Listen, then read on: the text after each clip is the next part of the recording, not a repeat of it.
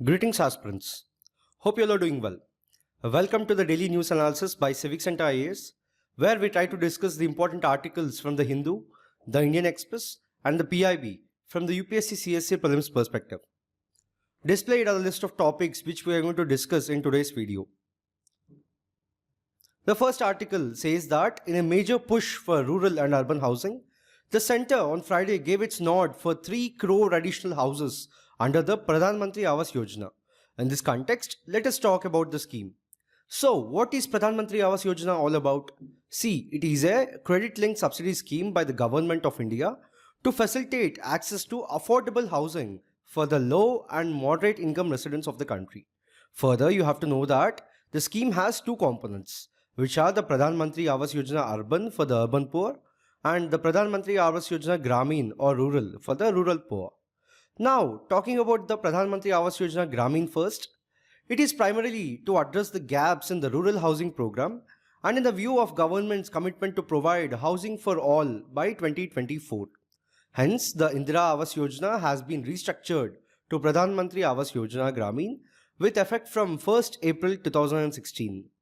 Significantly, the scheme aims to provide a Pakka house with basic amenities to houseless householders and to those households living in Kacha and dilapidated house by 2024.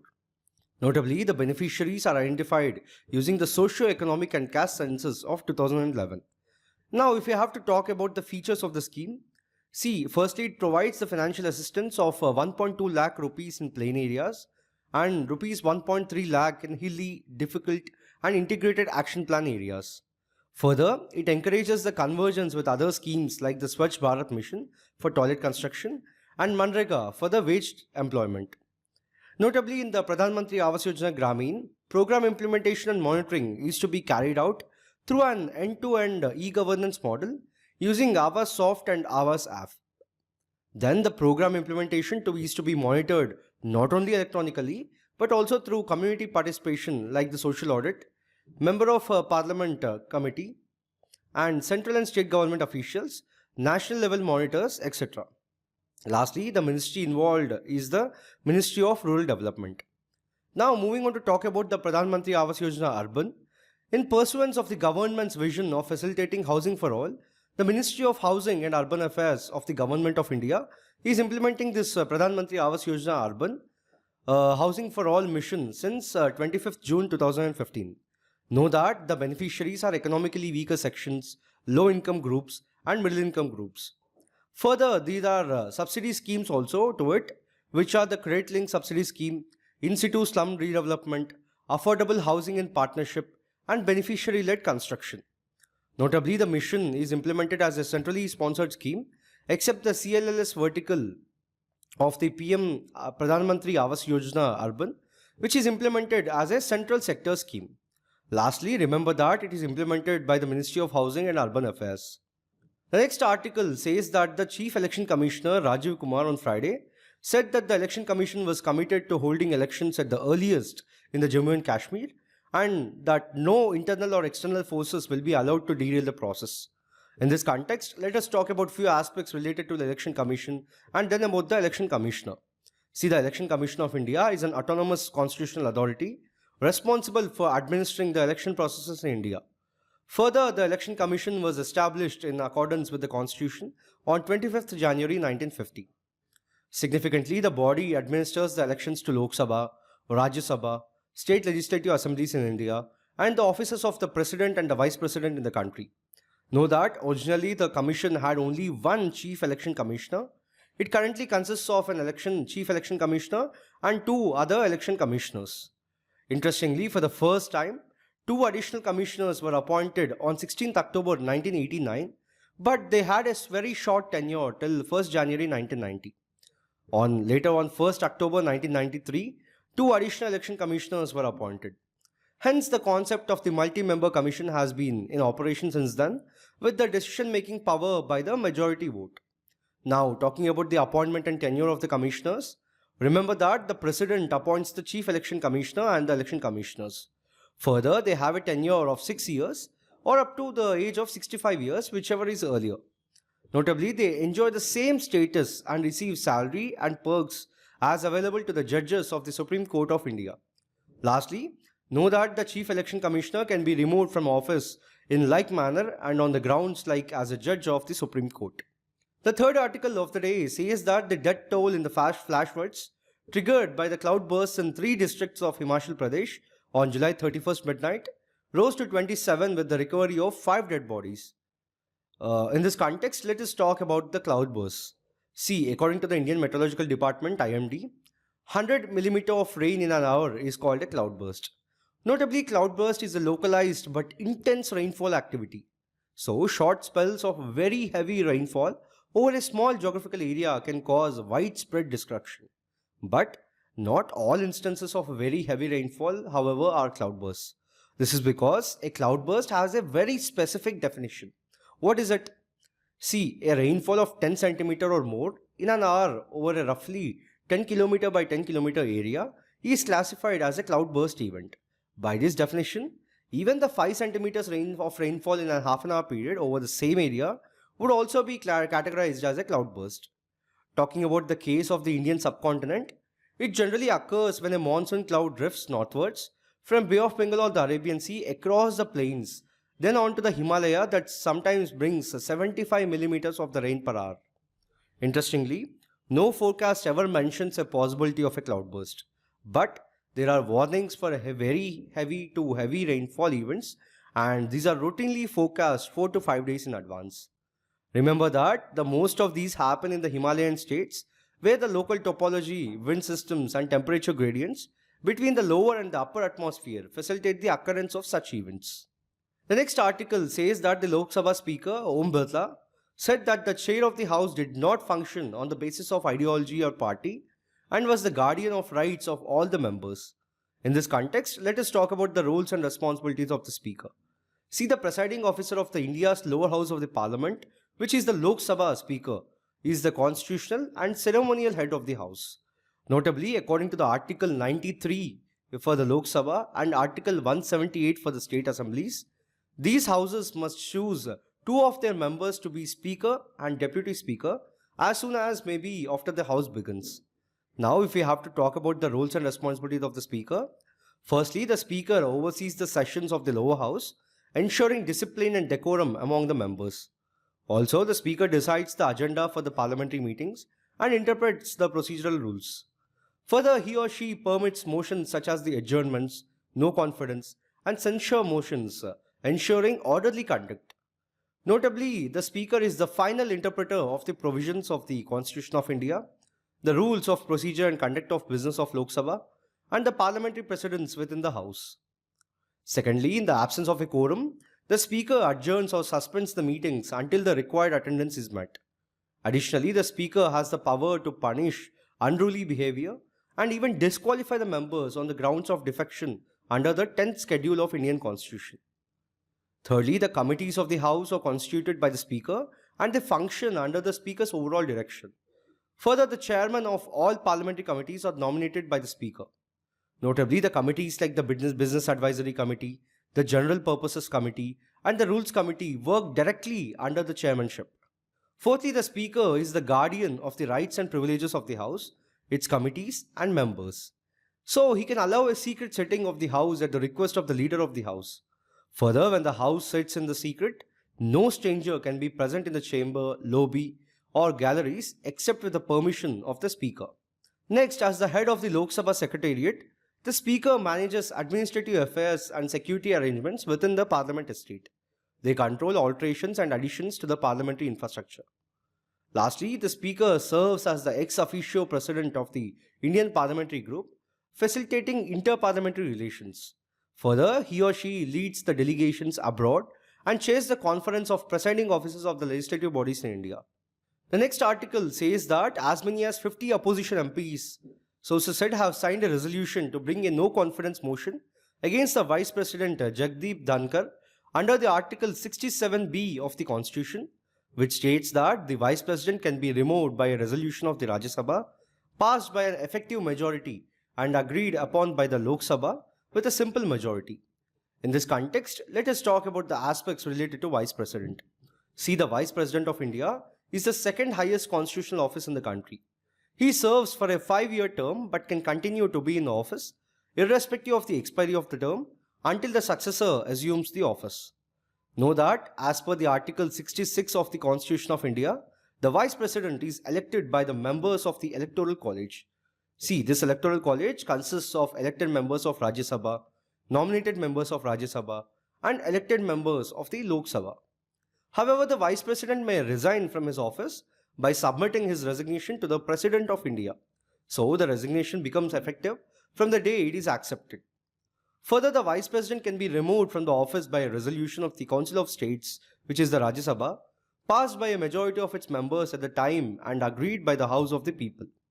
Notably, a resolution for this purpose may be moved only after a notice of at least a minimum of 14 days has been given of such an attention. The next article says that India is getting ready to roll out the BPAL, which is nothing but bedaquiline, pretomanate and linezolid regimen for all multi-drug resistant tuberculosis and extensively drug-resistant tuberculosis patients. In this context, let us talk about various aspects related to tuberculosis. See, tuberculosis is an infectious disease primarily affecting the lungs caused by Mycobacterium tuberculosis. Know that it spreads through the air when the infected individuals cough, sneeze or spit. Talking about the impact it has globally, a quarter of the global population is estimated to be infected with TB bacteria. Now, what are the symptoms to it? See, the common symptoms include prolonged cough, sometimes even with the blood, chest pain, weakness and fatigue, weight loss, fever, and night sweats. Then, while TB usually affects the lungs, it can also impact the kidneys, brain, spine, and skin. Now, with respect to the diagnosis of TB, the World Health Organization has given few recommendations. So, the WHO recommends rapid molecular diagnostic tests as initial test for the individual showing TB symptoms.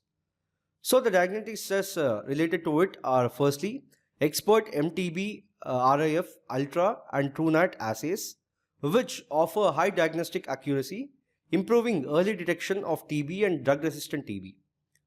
Secondly, tuberculin skin test or the interferon gamma release assay, which is used to identify TB infection. But diagnosing multi-drug resistant TB, extensively drug-resistant TB, and HIV-associated TB can be complex and expensive, particularly in children. Now, with respect to the treatment of TB, firstly, TDB can be treated with antibiotics, with the treatment recommended for both TB infection and active disease. Common antibiotics include isoniazid, rifampin, pyrazinamide, ethambutol, and streptomycin. Then the Bacillus-Calmette-Guerin vaccine, in short called the BCG vaccine, is administered to babies or small children in certain countries to prevent TB, though it primarily protects against TB outside the lungs. Then moving on to talk about the drug-resistant TB, first we have to talk about the multi-drug resistant TB, in short called the MDR-TB. See, this form of TB is caused by the bacteria resistant to isoniazid and rifampicin, the two most effective first-line TB drugs. But MDR-TB is treatable and curable using second-line drugs, though these treatments are expensive and can be toxic. Then we have extensively drug-resistant TB, in short called the XDR-TB. It is a more severe form of MDR-TB.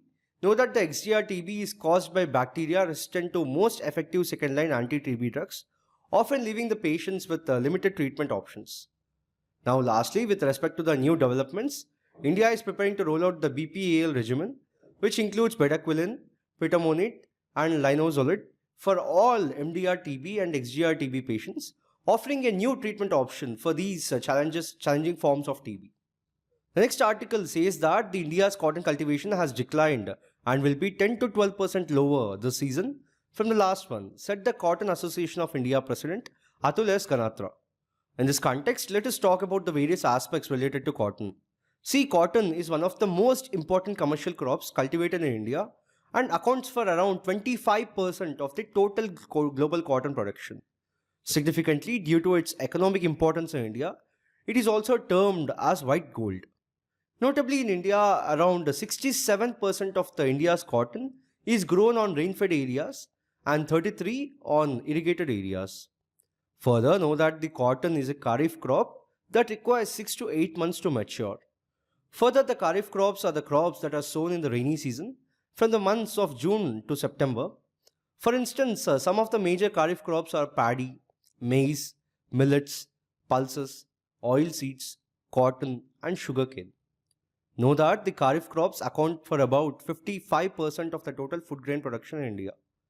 Now, talking about the conditions required for it, see the temperature required is between 21 to 30 degrees centigrade, which means it requires a hot, sunny climate with a long frost period. Then the rainfall required is around 50 to 100 centimeters, implying that it is the most productive in warm and humid conditions.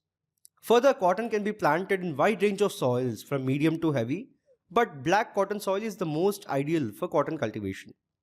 Now, what is pink bollworm infestation? See, PBW is a major pest within the American bollworm complex, primarily affecting the cotton crops. Also known as Saunders, it damages developing cotton fruits such as flower bud and the seed containing ball.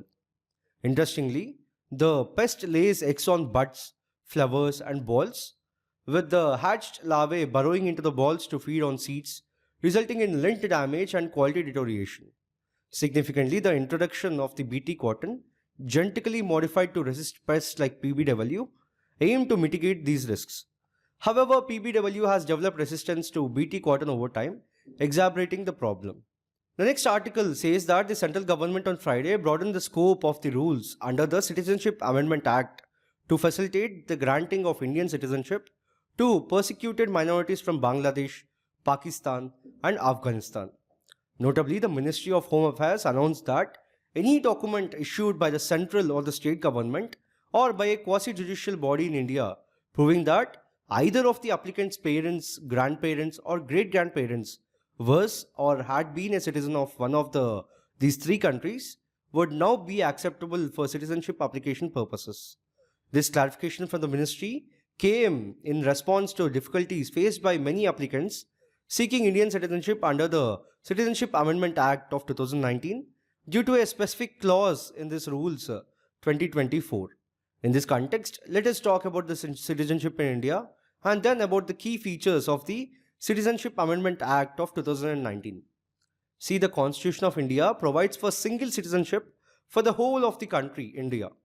Significantly, under Article 11 of the Indian Constitution, the Parliament has the power to regulate the right of citizenship by law. Accordingly, the Parliament has passed the Citizenship Act of 1955 to provide for the acquisition and determination of Indian citizenship. So, the Citizenship Amendment Act of 2019 aims to grant citizenship to illegal migrants from Afghanistan, Bangladesh, and Pakistan who belong to the Hindu, Sikh, Buddhist, Jain, Parsi, and Christian faiths. Now, if we have to talk about the key features of the Citizenship Amendment Act of 2019, firstly, with respect to the eligibility, it amended the Citizenship Act of 1955 to make illegal migrants who are Hindus, Sikhs, Buddhists, Jains, Parsis, and Christians from the countries Afghanistan, Bangladesh, and Pakistan eligible for the Indian citizenship. Now, who are illegal migrants? See, an illegal migrant enters India without valid travel documents or stays beyond the permitted time, potentially facing prosecution, deportation, or imprisonment. Further, those from these communities who entered India on or before 31st December of 2014 would not be treated as illegal immigrants, providing a path to naturalization. However, it exempts the Muslim community. The next article says that the India's Forex Reserves jumped by $7.53 billion to a new record high of $674.91 billion for the week ended August 2nd, according to RBI on Friday. In this context, let us talk about the Forex Reserves and their purpose. See, the foreign exchange reserves or the Forex Reserves are the assets like foreign currencies, gold reserves, treasury bills, and other financial assets held by a country's central bank or the monetary authority. Significantly, these reserves play a crucial role in maintaining the balance of payments, influencing the exchange rate of the national currency, and ensuring stability in the financial markets. Notably, in India, the Reserve Bank of India is responsible for managing the country's forex reserves. Know that in the year 2020, India's forex reserves crossed the 500 billion mark for the first time, thanks to the increased foreign direct investment foreign institutional investment, and lower oil prices, which helped reduce the outflows. Hence, the large reserve provides India with a strong buffer to withstand external economic shocks.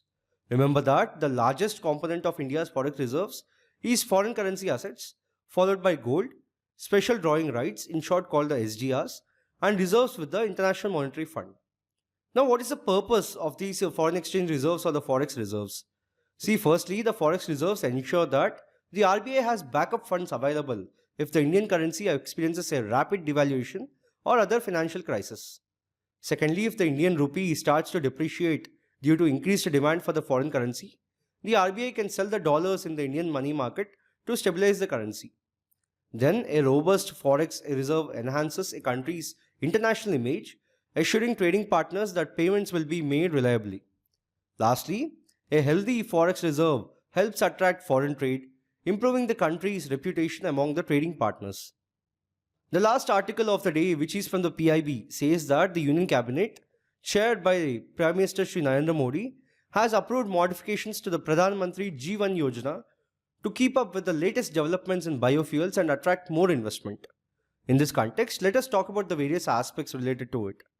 See, the government has been promoting the ethanol blending with petrol under the ethanol blended program. Notably, the ethanol blending increased from 1.53% in 2013-14 to 12.06% in 2022-23, reaching 15.83 in July 2024. Know that the target is to achieve 20% blending by the end of the year 2025-26, requiring over 1100 crore litres of ethanol and an ethanol distillation capacity of 1750 crore litres. Hence, to meet the blending targets, the government is focusing on second generation ethanol produced from surplus biomass, agricultural waste, and industrial waste using advanced biofuel technology. So, the Pradhan Mantri JIVAN Yojana, launched in the year 2019, provides financial assistance to 2G bioethanol projects. Notably, the first 2G ethanol project was set up by Indian Oil Corporation Limited in Panipat of Haryana, and more projects by BPCL, HPCL, and NRL are nearing completion in Odisha, Punjab, and Assam. Now, what are the objectives of the scheme? See, firstly, the scheme aims to provide remunerative income to farmers for their agricultural residues.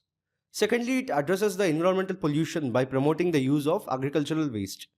Then, the initiative is expected to create local employment opportunities. Further, the scheme contributes to India's energy security and self-reliance. Then, it supports the development of advanced biofuel technologies and aligns with the Make in India mission. Significantly, this scheme helps India progress towards its ambitious goal of net zero greenhouse gas emissions by the year 2070. Now, what are the key modifications to the scheme now? Firstly, the scheme's implementation timeline has been extended by 5 years, now running until 2028-29. Then the scheme now includes advanced biofuels produced from lignocellulosic feedstocks such as agricultural and forestry residues, industrial waste, synthesis gas or the syngas, algae, etc. Further, bolt-on plants and brownfield projects are now eligible to participate, leveraging their experience to improve the viability. Lastly, the project proposals featuring new technologies and innovations in the biofuel sector will be given preference. So we have discussed 10 articles for today from the Hindu, the Indian Express and the PIB from the UPSC CSC prelims perspective. We'll be back again tomorrow with another video. Thank you.